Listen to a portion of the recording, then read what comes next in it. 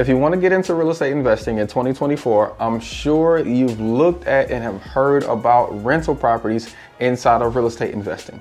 Now, rental properties allow real estate investors to leverage banks using other people's monies in order to create some form of cash flow. In this video, we're going to talk about why it's so important, and why most people in real estate investing choose to hold rental property as one of their main strategies to get wealthy inside of real estate. Let's talk about it.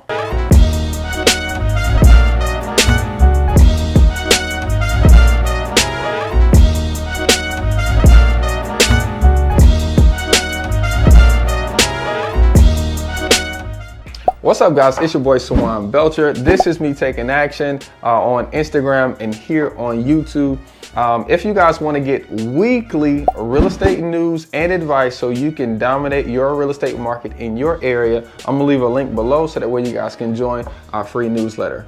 Now, in real estate, I'm sure you already know that rental real estate is one of the biggest and largest ways that you can create wealth for yourself, not just for yourself, but also for your family in the future. A lot of people don't understand the magnitude of rental properties because they've been renting for so long, but I'll do my best to explain why you should be making this one of your most important strategies, as you get into real estate. And I do understand there's a little bit of a ladder. Like, most people start with wholesaling because you don't need any money. You can start making $5,000, $10,000, $20,000 checks in the first 30 days. And then people will start getting into it, buying them as is and selling them as is by raising private money and start making larger checks. And then people typically get into fixing those properties up and then selling them on the MLS. And then typically after that, that's when people will start rental properties. I totally get it. But I started a little differently. See, when I was at the car dealership, I made pretty decent money.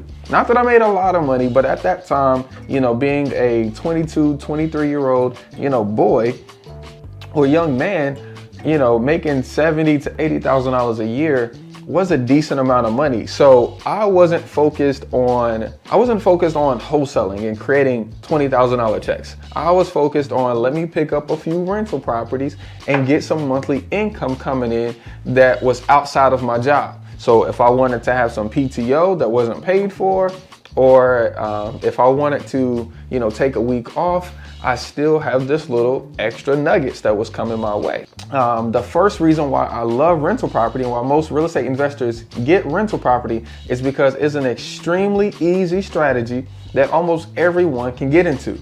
Rental property is not just like, let's go and invent an electric car and build a battery and make it super, fuel efficient and then, let's do something extremely innovative. It's not coding a computer and developing software. It is very simple for people to understand and get into. In the realm of financing, banks don't even want to, you to personally guarantee a lot of these rental properties.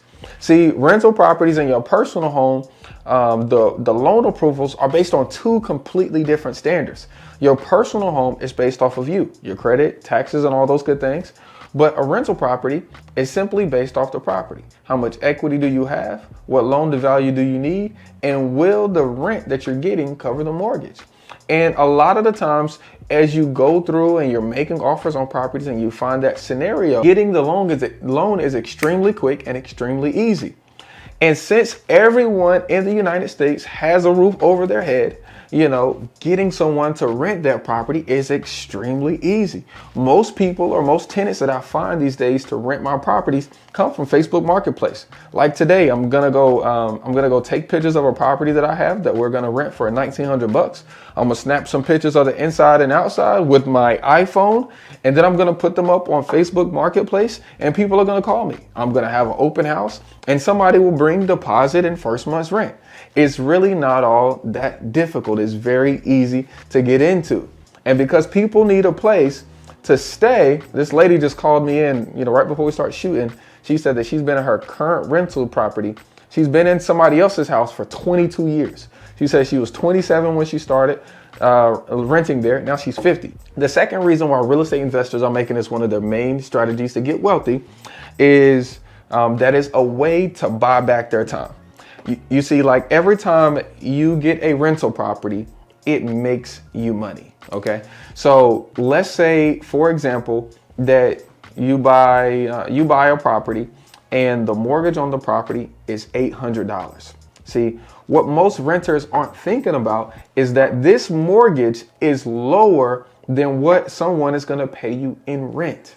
Okay. You see, rent has to cover the mortgage, the property taxes, the insurance, and also the maintenance. Now, the craziest part is that rent also covers if that person were to move out.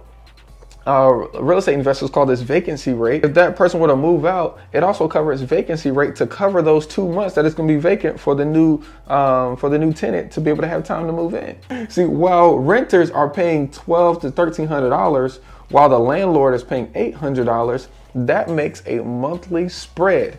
And now that monthly spread is typically called net profit. Getting the $1,200 and paying out the $800, but for none of your own time, other than making sure you collected rent, you're getting paid for $500. When you're able to not have to clock in, go to work for a couple hours and then get paid, when you're able to just wake up and then you see a deposit in your check, in your account, that's a way for you to buy back time. You're using money from someone else, the bank or private money, to buy a property, and then that rent buys back your time. So now once you get paid that rent, you literally just bought time. So you made $500 while you were sleeping. That house was out there working for you, and you were able to pay that house to work for you. I hope that makes sense. And essentially, you can come up with your freedom number, how much money you need, right? Let's say your freedom number that takes care of your expenses, your bills, and your hobbies is $3,500 or $4,000 a month. Essentially, you can say, oh, well, this is how many properties I need, and you can find a way to buy back all of your time, and you'll just work when you want to. Okay. Now, the third reason why real estate investors are using rental properties to gain wealth is because the government incentivizes us to do it. Okay. See, look, the big difference between someone that has a W-2 job that goes there, they work a salary and they get paid every week, and a real estate investor is that every time you get paid on your W-2 job, taxes come out first. Okay. On Friday, you get paid, you get a little pay stub, we go direct deposit, awesome. But you don't get paid all of that you were supposed to get paid because taxes came out.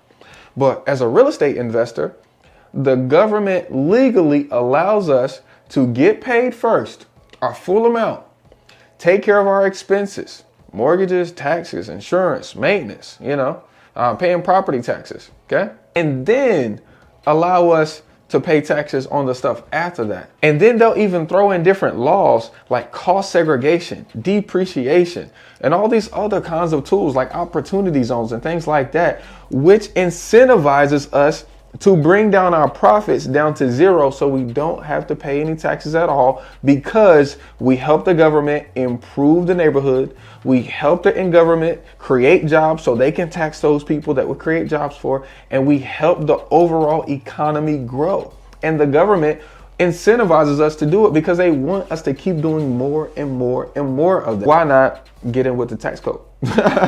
See, other real estate investors get wealthy with rental property because we get paid in multiple ways. So look, I know everybody keeps quoting this, the average millionaire has 7 different incomes. Check this out. One rental property, you get rent income. So tenants paying you every single month, right? Second income is appreciation, right? So the property that you purchase will be worth more sometime in the future. Typically, year over year, prices go up on properties 2 to 4%. So essentially, appreciation is working in your favor. Okay. Debt pay down. So a little piece of your rent is going to be going towards your principal and interest. So you're not paying for it. Your tenant is paying down your loan, right? So you're going to get paid in debt pay down. And then you also get paid in depreciation. So that means that if you made $100,000 at your job You purchase one rental property, you can accelerate the depreciation and pay $0 in taxes. So you're getting paid a fourth income off depreciation. And now you just created 4 different streams of income off of one asset. Doesn't that get you closer to becoming the millionaire that you want to be with your 7 streams of income with one property? Absolutely.